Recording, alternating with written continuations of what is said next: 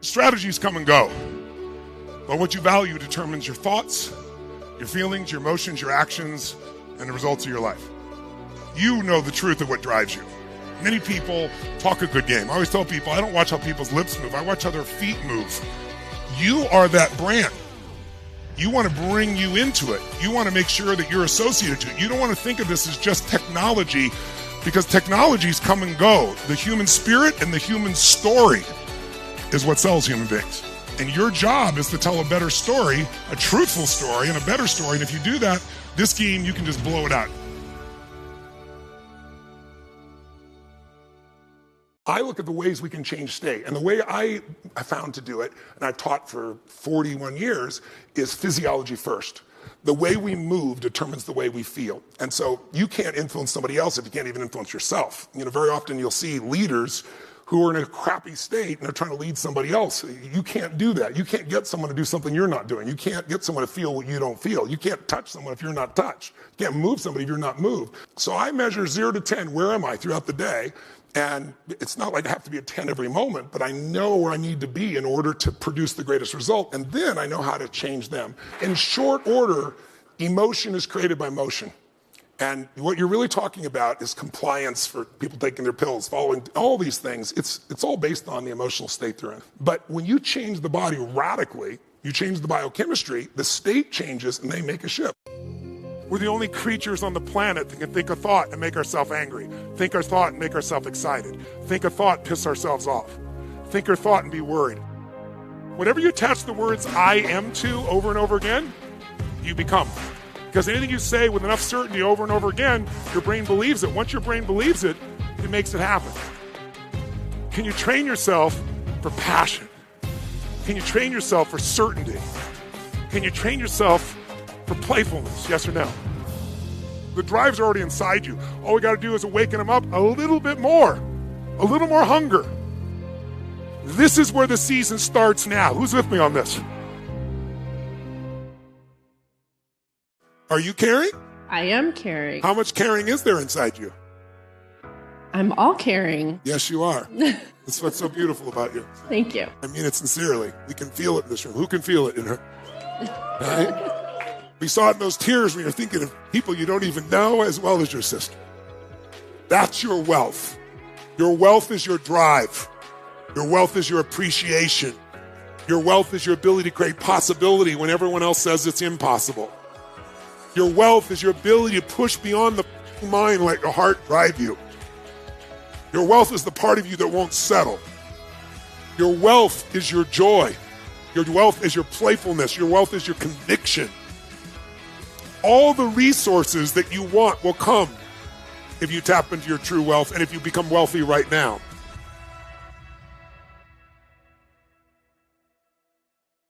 Relationship is like life and death.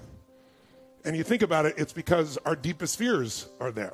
So it is an area that has so much charge. Love at that level, to choose love each and every day, to choose love with your beloved. It's like one thing to say, I love you, and it's another thing to actually offer that currency, to actually offer that presence, to offer that joy, to offer that connection to each other, to your beloved, rather than the expectation what they should be giving us.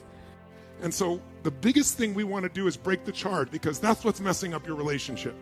You can solve anything. You can come up with agreements on everything if you don't have such a charge. And the charges are really not coming from your partner. The charges are coming from your history. They're coming from your background. They're coming from your conditioning. They're coming from your culture. It's coming from your models of the world, including the models you don't like. But also, all the upsets you have would pale by comparison if you were facing real death. We're all afraid we're not enough in some context. But we are enough. We're all creators. Our Creator made us to create. We engage in the simple spiritual act of loving thy neighbor as thyself. And in business, if you don't, it won't work. What is business? It's finding a way to do more for others than anybody else. It's finding a way to truly serve. It's caring enough to understand other people instead of just forcing your ideas on them because you're excited. It's taking the time to connect, understand, and appreciate. And with that, you're given the gift of influence.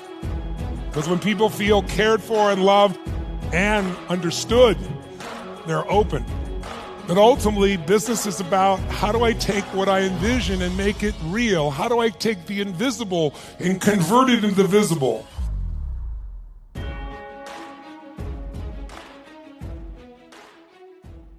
You gain your suffering in a moment. You know how? Trade your expectations for appreciation, and your whole life changes in that moment. Appreciation, gratitude, love free you. What if you began to realize that life is always happening for you, not to you, and all your job is in life is figure out how life is happening for you, even with this problem? Because the biggest problem that most have is we think we're not supposed to have any.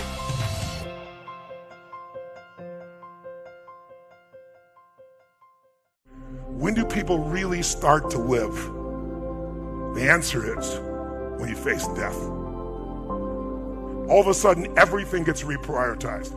All of a sudden, the littlest things you think are little very often become the most important things in life, the things you've taken for granted.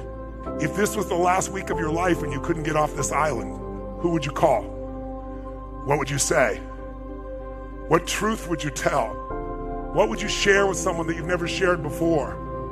What kind of gratitude for one more day? How would you treat people? How would you treat yourself? What would you cherish most if it was the last week of your life? Because we all forget that there's something coming for all of us. It's called death. And rather than being gruesome, it can be a great counselor. Because whatever you would do if it was the last week of your life might be the time to do this week. Because life is short and we never know when it's going to end.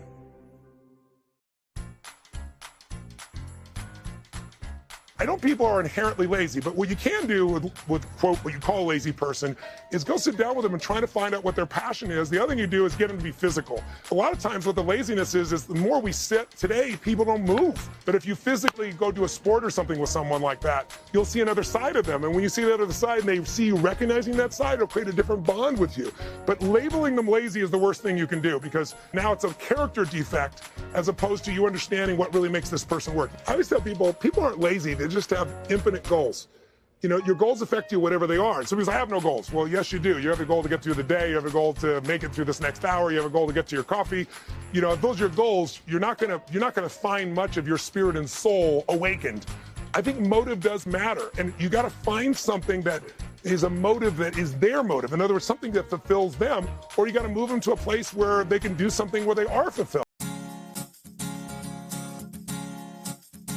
Probably nobody knows how hard I prepare. I want to be so prepared no matter what happens, I can make it happen. And when, I get up on stage, it's 50 hours in a weekend, and most people won't sit for a 3-hour movie that somebody spent, $300 million to make. I got to hold their attention and have an impact. And so in order to do that, you have to be so prepared for anything so I can enter that audience and anything can happen, I can turn it into something really useful. I just, for example, did an interview. Ray Dalio is a good friend of mine, and he was launching his book, and so he asked me if I'd do the Facebook Live to open it up. He flew all the way to Palm Beach and then flew back the same day for all his media. And so I probably put 12, 13 hours into the prep of that for an hour talk, right? I over-prepare, and then whatever I prepare for almost always changes, because when I get in the audience, you see what people need and it changes, but I'm still ready for anything that occurs. It's like making huge economic deposits, so when you go to cash a verbal check, it doesn't bounce, right? Or a mental check, a psychological check. That's kind of how I operate. Hunger is the first one. I mean, people say all the time, what is it? I mean, intelligence in any sports, business, anything. I love people that are wickedly smart personally.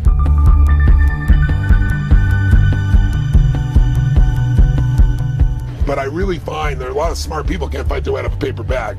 It's the ability to keep growing that only comes from an internal drive of hunger that says, no matter how great I am at what I'm doing, I'm just beginning.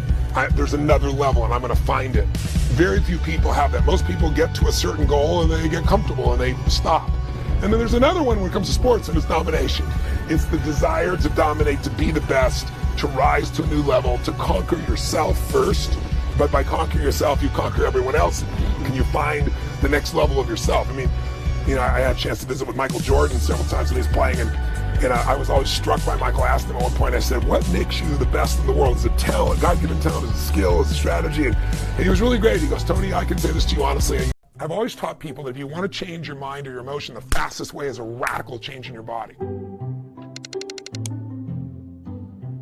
I've taught for decades that trying to do that in your head to be more assertive It's hard because your brain's like, oh yeah, but what if this, what if that, and who am I to do this? And the mind plays these games. If you see someone who's depressed, without me telling you anything, you could tell me that person has a physiology to them, a way of using their body. What's their posture like?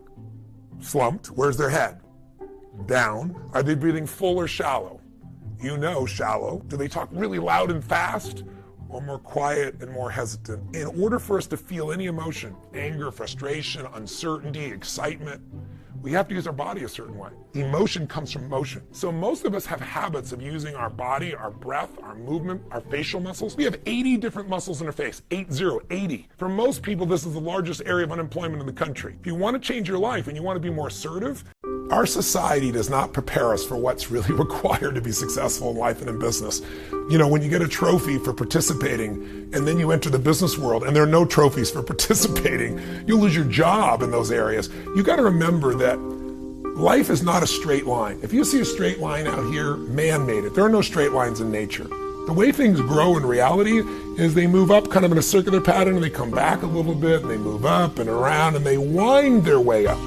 That's how stock markets go. That's how business ends up growing. Nobody just goes straight up and keeps going straight up. It doesn't work that way. What you have to learn to do is discipline your disappointment.